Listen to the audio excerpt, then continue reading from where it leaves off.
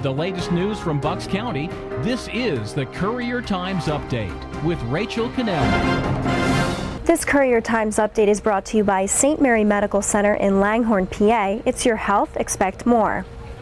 Good afternoon, everyone. I'm Rachel Cannelli reporting from the Courier Times newsroom with your news update for Thursday, April 11th. A Bristol Township volunteer firefighter was injured and 2 people were taken to the hospital after a house fire on Golden Ridge Drive in Bristol Township on Wednesday. The firefighter's name was not released, but officials said he took in some smoke and was checked at the scene for an elevated heart rate. What I know right now is that the fire started in a downstairs bedroom.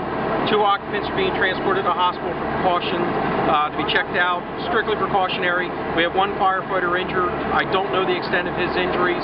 Township Fire Marshal Kevin DiPolito said the fire was caused by a malfunctioning lamp in a first-floor bedroom. Reporter George Matar and photographer Stephanie Vito had that full story at BucksCountyCourierTimes.com. The alleged confession of the Bristol Township murder suspect in a CHOP doctor's death was read aloud in a Philadelphia courtroom during a preliminary hearing Wednesday. Exterminator Jason Smith will face trial for allegedly strangling his customer Melissa Catenuti, tying her up and then setting her on fire. It's extremely powerful. He gives a soup to nuts confession of what happened and what led to her death and how he did it. He indicated that he had an argument with her about how the exterminating was being done, and he strangled her to death and then tied her up and lit her on fire to destroy the evidence. Out of respect to all the families in the case, we're not going to comment on the court proceedings. We want to let the legal proceedings continue with dignity in the courtroom as it should. Smith did not enter a plea. He's facing arson, murder, and other related charges. Reporter Jim McGinnis has all the details in a story on our website. The debate over gun control continues, and some of our area politicians are getting involved. State Representative Steve Santasero was in Harrisburg Wednesday calling on the House to vote on his bill, which requires all sales and transfers except those within a family to undergo a universal background check, including sales by non-licensed sellers. And Pennsylvania Republican Senator Pat Toomey is taking heat from the right after agreeing to a deal with key Democratic Senator Joe Manchin on background checks for all commercial gun sales. Our political reporter Gary Wexelblatt has more information in a story online.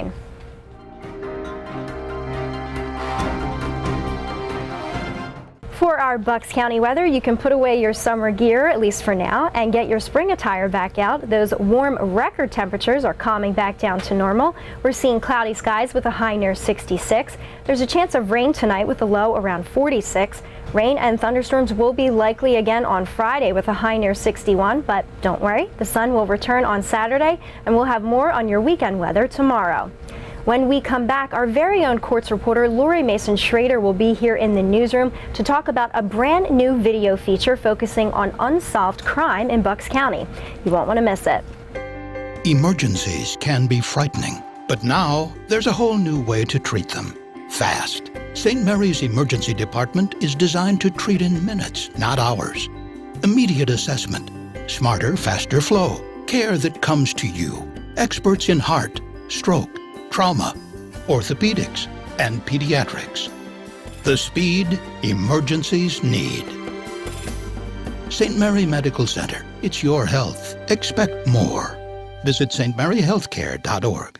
Our courts reporter Lori Mason Schrader and fellow crime reporter Matt Coughlin often work together on unsolved crimes, and they're starting a brand new video series that's going to focus on just that. And we have Lori here with us today to talk about this new video series. Lori, thanks for being here with us. Thank you, Rachel. So tell us why you guys are doing this. Well, we came up with the idea for Bucks County Unsolved because as crime writers, we've found that so many times our stories, when they are in the newspaper, readers will call in with tips. They will give information to the police. That often leads to solving the crime. We've seen this time and time again. So now that the Courier Times has this great video platform, we figured we can bring our stories to a broader audience. Perhaps more people will see it. There will be more tips, and we can solve some of these unsolved murders.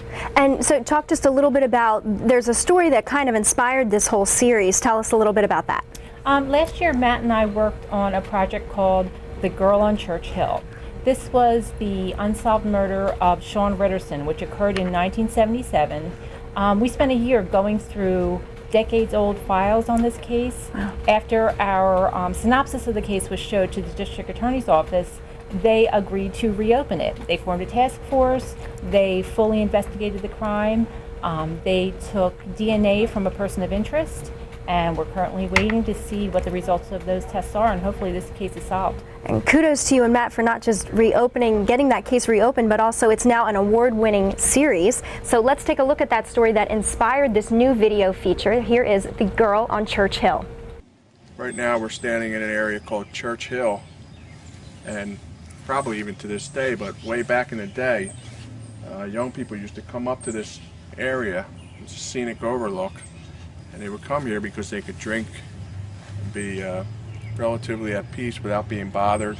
Father and a son were driving right down this road, and they saw something. They believed it was a body of a naked woman right down at the bottom of this ravine. They would later learn it was the body of Sean Eileen Ritterson. Sean was killed with a big knife. It may have been a hunting knife. It certainly had a huge blade. She was literally eviscerated. Her entire thoracic cavity was open, and she was gutted like an animal. I wish I could say it any better or any more pretty than that, but I can't. The first Bucks County unsolved case on the 2009 murder of Richboro attorney Eric Birnbaum should be on buckscountycouriertimes.com in early May.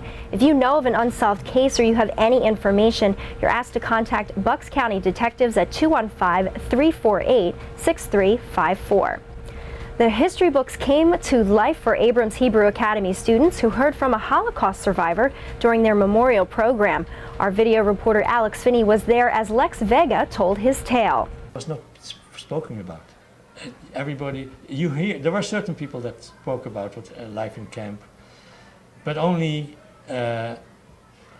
peripheral things. It was really fascinating and a tremendous honor for us here at Abrams to hear his story. Vega gripped the attention of these young kids through his words, pictures, and obvious attachment to a time in history that can never be erased. He explained his experience as a young child growing up in Holland during the war.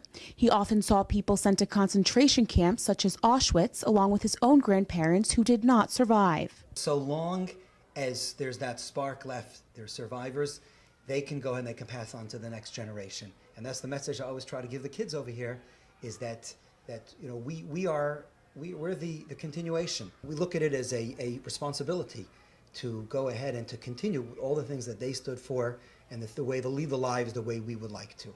Since the Abrams Hebrew Academy students could be the last generation to hear from Holocaust survivors, school officials are hoping they'll pass on the stories to their children. You can see Alex's full video report at buckscountycouriertimes.com.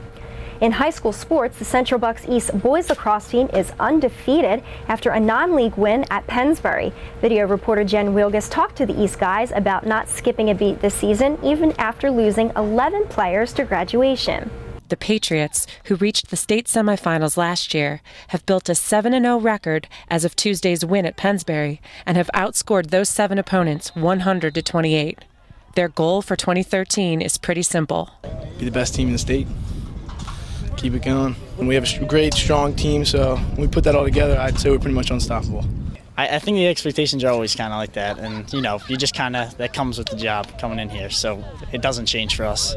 We start working out in January, and it's just that attitude that nothing's going to be handed to you, that you have to work for everything you get, and that starts in the gym Januaries and Februaries. And if I look back to the first game of the season to now, it's been exponential improvement, and we just have to keep doing that. CD East went to the state semifinals last year, and they hope to win states this year. They'll test their mettle on Saturday when they face top-ranked Avon Grove. You can find that story on our website. Also in high school sports, Conwell Egan's softball team plays against St. Hubert's this afternoon. Photographer Bill Frazier will be covering. And tonight, the 2013 class of the Bucks County Hall of Fame will be inducted at King's Caterers in Bristol Township. We'll have a story with photos and video online. Now here's a look at what we're working on in the newsroom. Bucks County Community College is dedicating a brand new 9,000 square foot pavilion. Reporter Dan Perez will be there covering. An Upper Makefield woman is organizing an Earth Day run at Washington Crossing Park to honor her brother, a solar power entrepreneur who died in a plane crash in 2011. Reporter Chris English will have more info on that.